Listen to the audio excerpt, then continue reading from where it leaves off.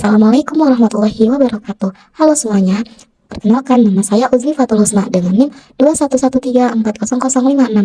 Di video kali ini saya akan memaparkan materi tentang pendekatan client center. Simak videonya dengan baik ya. Ada yang tahu nggak apa sih itu client center? Client center merupakan teori yang berpusat pada konseli. Konseling client center menitik beratkan kesanggupan konseli dalam menentukan dan memecahkan masalah dirasa penting baginya. Konsep tentang teori kepribadian, aktualisasi diri, serta hakikat kecemasan merupakan konsep pokok yang mendasar. Konseling pendekatan client center diartikan sebagai penunjang pertumbuhan pribadi individu dengan jalan membantu individu untuk mengaktualkan potensi dan bergerak ke arah meningkatkan kesadaran, spontanitas, dan keyakinan diri. Pendekatan konseling client center ini berfokus pada kesanggupan dan tanggung jawab konseli untuk menemukan cara dalam menghadapi kenyataan dengan lebih yakin. Konseling sebagai orang yang paling mengenal dirinya sendiri adalah orang yang harus menemukan perilaku yang lebih cocok untuk dirinya sendiri.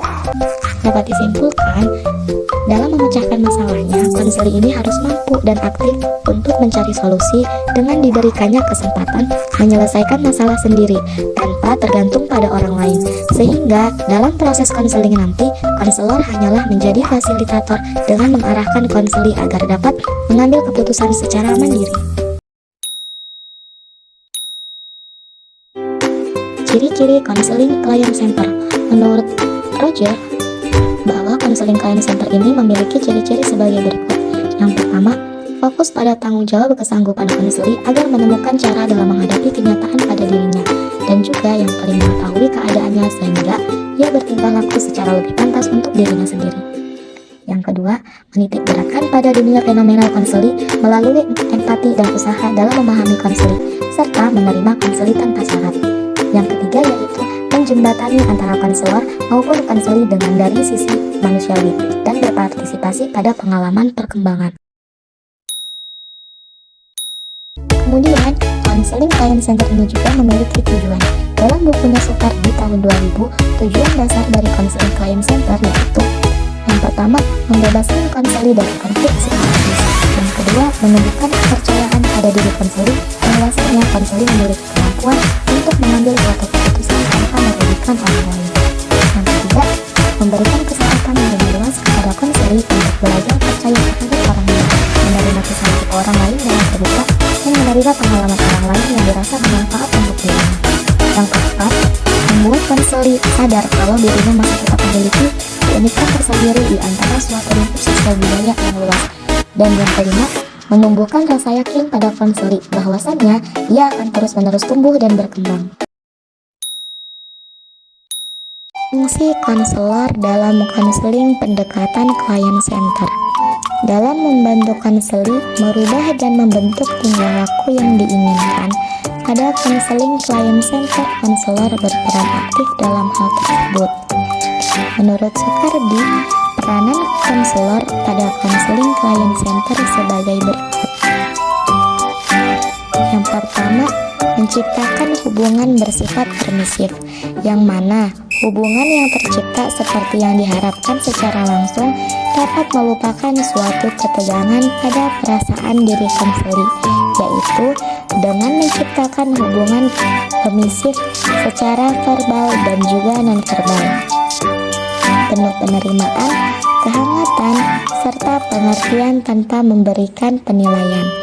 Yang kedua, mendorong pertumbuhan pribadi.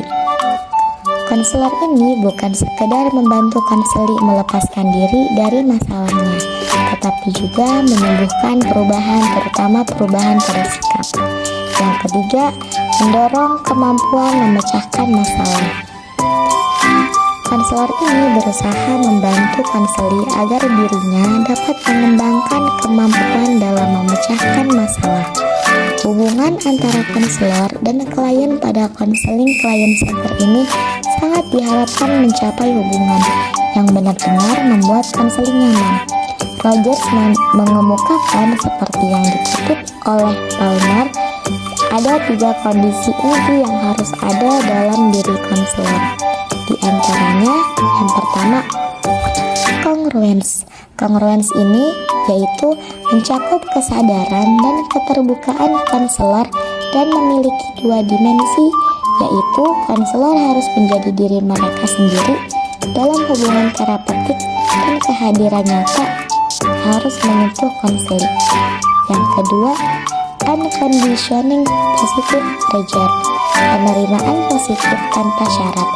Ini harus ada ketika menerima konseling untuk membuat terapeutik berhasil, dan konselor harus dapat memiliki beberapa bentuk menyukai atau menghormati konseling. Konselor tidak boleh menghakimi penampilan, pikiran, tindakan, dan perasaan klien. Yang ketiga yaitu empati. Empati yaitu mendengarkan mengenai dunia internal orang lain, meliputi pemahaman kognitif, reaksi fisik, emosi, dan intuisi.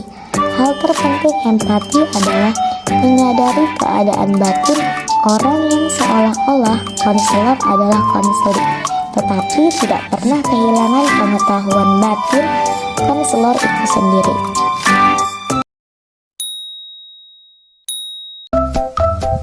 Karakteristik konseling client center.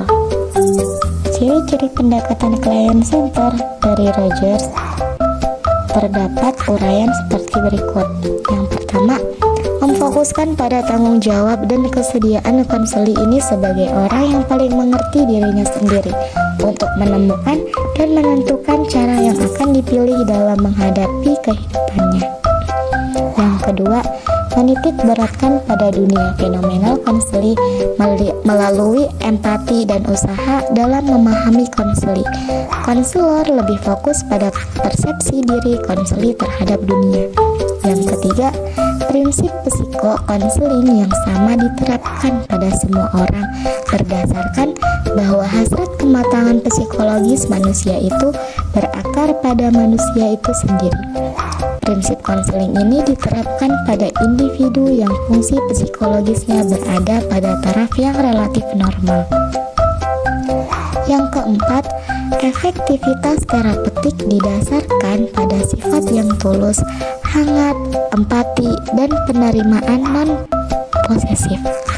Yang kelima, menjembatani antara konselor maupun konseli dengan dari sisi manusiawi dan berpartisipasi pada pengalaman perkembangan, serta konseli mampu bertanggung jawab memiliki kesanggupan untuk memecahkan masalah. Selanjutnya ada teknik konseling client center. Dalam kerangka konseling client center, pelaksanaan teknik konseling pada umumnya menggunakan teknik dasar mencangkup sebagai berikut. Yang pertama, acceptance, yang artinya konselor menerima konseli sebagaimana adanya dengan segala masalahnya. Jadi sikap konselor itu menerima secara netral. Yang kedua, congruence, artinya karakteristik konselor ini adalah perkataan serta perbuatannya konsisten. Yang ketiga, understanding, yang artinya konselor harus mampu memahami dunia batin konseli secara akurat. Dan non-judgmental, artinya tidak memberi penilaian terhadap konseli, akan tetapi konselor selalu objektif.